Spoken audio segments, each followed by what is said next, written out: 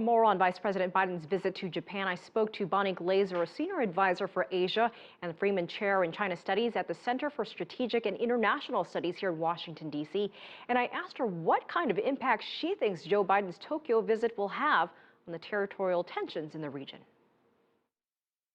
Well, I think that it's really the timing of the visit that's particularly important, in addition to the individual. Vice President Biden, I think, has a very straightforward way of talking to people, and particularly in China, he has a better relationship with Chinese President Xi Jinping than any other U.S. official. He has just spent far more time with him.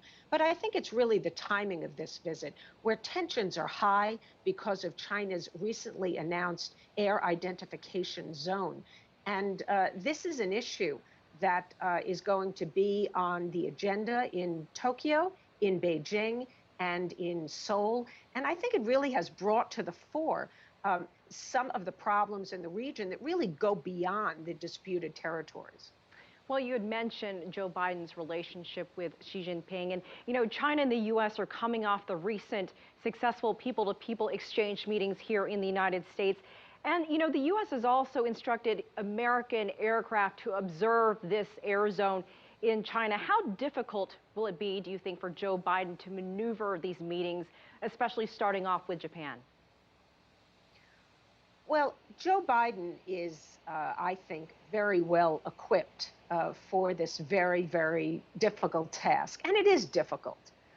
There are problems in the region that relate to history, and I think Vice President Biden is going to talk to Japanese as well as South Korean leaders about that relationship, because tension between U.S. allies in the region have really prevented the trilateral cooperation from developing in the direction that the United States would like, that is, between the United States, Japan, and South Korea.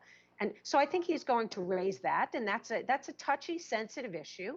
And then he's going to talk, of course, with the Japanese about their relationship with China. I expect that he will encourage Japan to continue being self-restrained. He's going to also try to reassure Japan that the United States is going to stand by its commitments under the U.S.-Japan Mutual Defense Treaty. This is something that Secretary of Defense Hagel has already said publicly, but I think that this will be reiterated by Vice President Biden when he is in Japan as well. What do you think the best case scenario realistically for this Asia trip is? Is it possible to calm the tensions with this trip?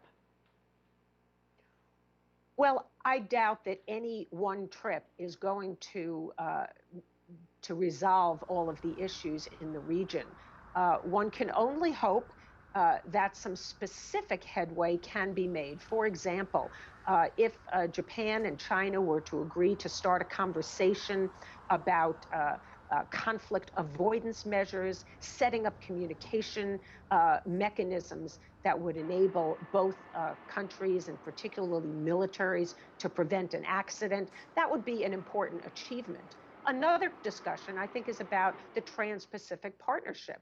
And Vice President Biden will be talking both in Japan and in Korea, because Korea is now interested in joining the TPP, about how to move this very important agreement forward. All right, Bonnie Glaser, we appreciate your time and your insight. Thank you so much for joining us on the show. Thank you.